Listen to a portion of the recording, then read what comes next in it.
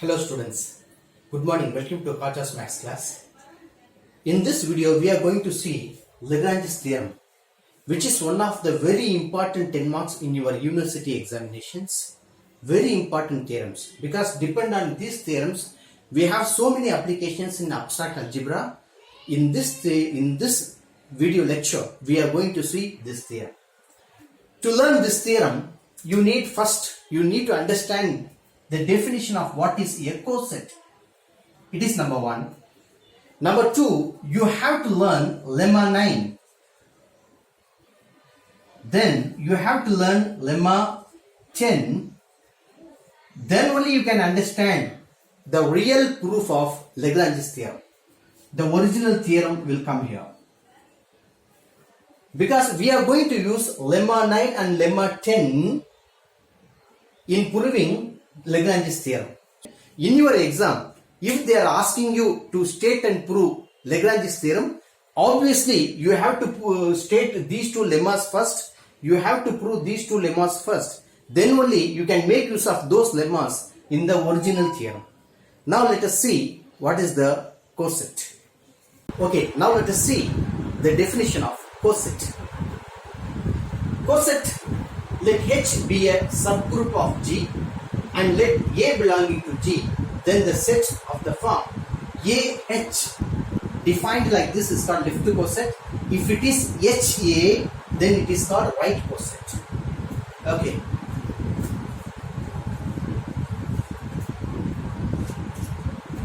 Consider this is a group G of 1000 elements.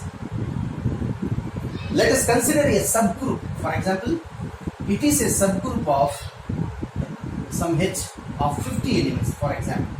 It is a subgroup of 50 elements. Let those 50 elements like this, H1, H2, like this, H50 elements.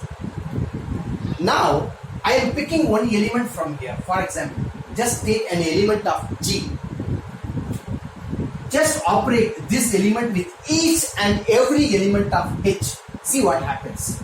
AH1, you will get some element. Let it be some G1 here, some more G1. AH2, maybe it may be some G2. AH3, some G3. Similarly, AH50, you will get 50 elements, right? 50 elements, some G50. This set is called A. Left coset generated by H and A in G. Similarly, you select some other element here, B. Generate another 50 elements, for example, BH1. Let it be some K1, somewhere here. BH2, K2, BH3, K3. Like this, if you generate, you will get another set of 50 elements, right? Another set of 50 elements. It is another coset, for example.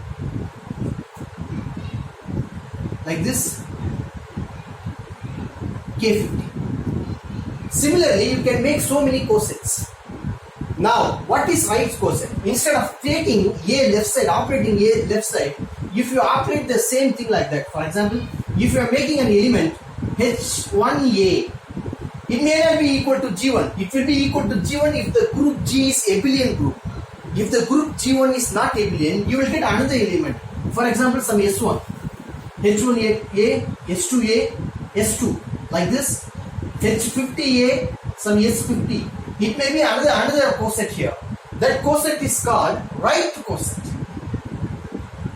HA will not be equal to AH if group G is not a abelian group, not an abelian group. Am I right? Okay. This is the definition here. See? Let H be the subgroup of G and A belonging to G. Then the set of the form AH generated like this. A is fixed. In the place of H, we are putting each and every element of capital H subgroup H one by one. We are generating a set. Similarly here, HA, A is fixed. We are running all the elements of capital H subgroup H in this place. We are going to get another set of 50 elements. This is the definition for coset. Now we are going to see lemma 9. What lemma 9 says? Let capital H be a subgroup of a group G, then any two left cosets of H in G are either identical or have no elements in common. He wants to say that, for example, it is a subgroup G. For example, it is a group G and it is a subgroup H. I am taking two left cosets. Suppose if it is AH, if it is BH. He says that both the left cosets are either identical or distinct.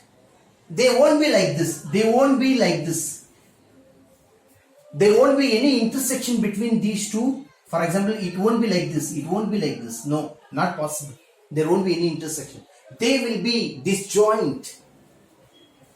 That's what he is willing to say. Let us prove that. Okay, let us prove that. Let the left coset AH and BH have an element in common. We are taking a contradiction. We are assuming that there exists an element in common. Actually, what we are going to prove, in finally, we are going to prove that these two left cosets are one and same. If one element is common between them, they will be the same. They are not distinct.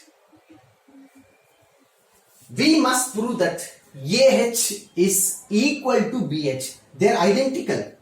Suppose that we are telling here, right? We are telling here an element in common, right? I am taking that element as C. Suppose that C belonging to AH intersection BH. That means here, I am assuming that C is here. C is here. Okay, let us assume that. C is here. See what happens. Since it is an intersection of two sets, it will be in AH as well as BH. Because we know that, right? If some element C belonging to A intersection B, that means C belonging to A as well as C belonging to B. This is the condition we have learned in our lower classes. Similarly, C belonging to AH and C belonging to BH. C belonging to AH means C will be like A times H1. We saw the definition, right? All the elements of AH will be A times H1, A times H2, like this, A times H50. Am I right? Similarly, all the elements of BH will be B times H1, B times H2, like this, B times H50. All the elements of BH will be like this. Now come here. Okay. Then C belonging to AH means C will be equal to A times H1. Similarly, C belonging to BH means C will be equal to B times H2 for some two elements belonging to subgroup H. Now, you just take this piece. AH1 equal to BH2.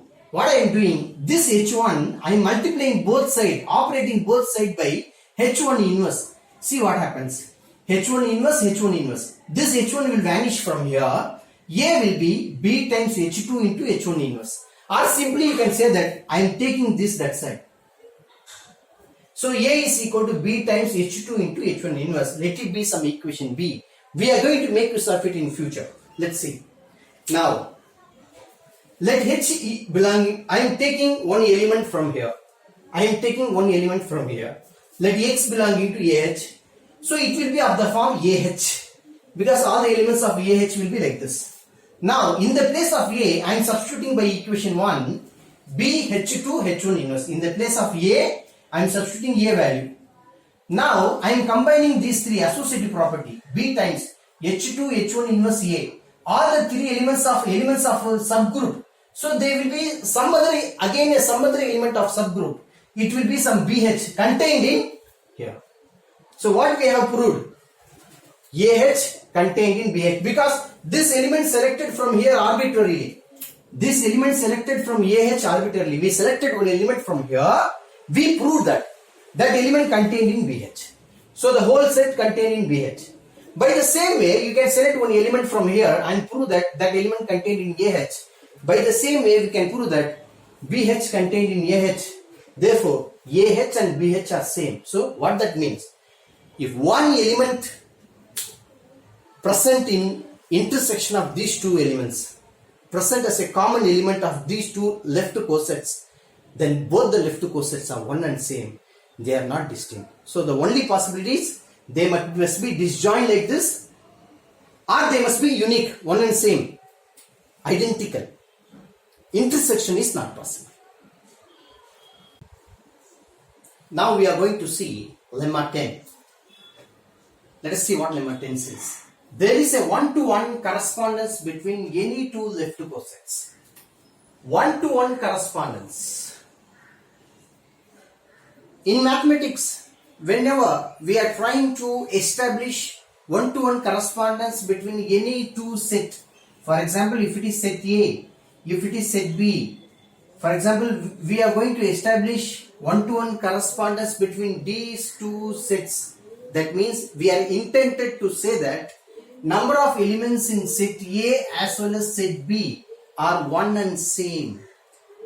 Actually, his final intention is to prove that any two left cosets have same number of elements. That is called one-to-one correspondence, right?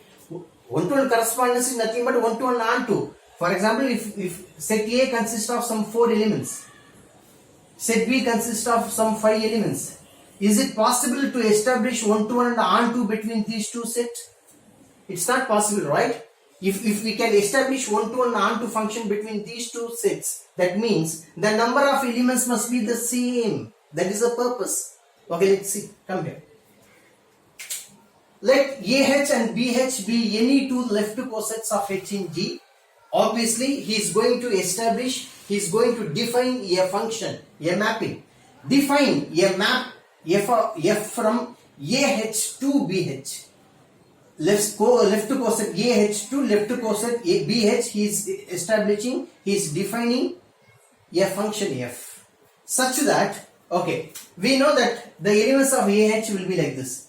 Elements of AH1, AH2, AH3, like this, AH50. Elements of BH may be like this, BH1, BH2, BH3. For every element of H, we are going to operate with A or B. So he is defining like this. AH1 mapped with BH1, AH2 mapped with BH2, AH3 mapped with, for example, BH3 like this. That's what he is telling. AH mapped with BH for all H belonging to capital H. Now we are going to prove that this function is one-to-one. How will you prove? We have a procedure to prove one-to-one function. We will take two images equal and we will prove that their corresponding elements are equal. We are going to take two elements from the codomain, right? This thing is called codomain. We are going to take two elements from the range or codomain which are equal. We are going to prove their corresponding elements are equal. Let's see. Let BH1 equal to BH2. He picked two elements from codomain. Can you see that? From the range. BH1 equal to BH2. Using the left cancellation law, we can cancel B here, right? Both the sides. So H1 equal to H2. Now I am left operating A on both sides. So A times H1 equal to A times H2. What I got? I took two images equal. I proved their corresponding elements are equal. So F is 1-to-1. Proved. Similarly, we are going to claim F is onto. We are going to prove that. Okay, how to prove it onto? Always, we will arbitrarily randomly consider one element from the codomain. We are going to check whether its pre-image exists in domain or not. That is the procedure. What? We are going to consider one element from the codomain. We are going to check whether its pre-image exists or not. Let's check. Let BH belonging to capital BH is considered from the codomain. Be any element. Then there exists. It's obvious. You can see that. You select any one element here. I select BH47. Obviously, AH47 is here.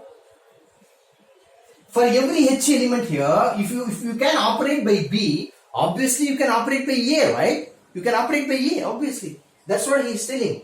Then there exists AH belonging to capital H, such that AH is mapped with BH like this, mapped with BH. This proves the lemma. That is, F is onto. I have proved 1-to-1 as well as I have proved onto. So there exists a 1-to-1 correspondence between them. That's what he is telling. Therefore, the number of elements in any two left cosets are same. Initially we proved no to left coset in lemma 9. No to left coset. Every left coset is separate, disjoint. There won't be any intersection. Here, the number of elements in each left coset is same.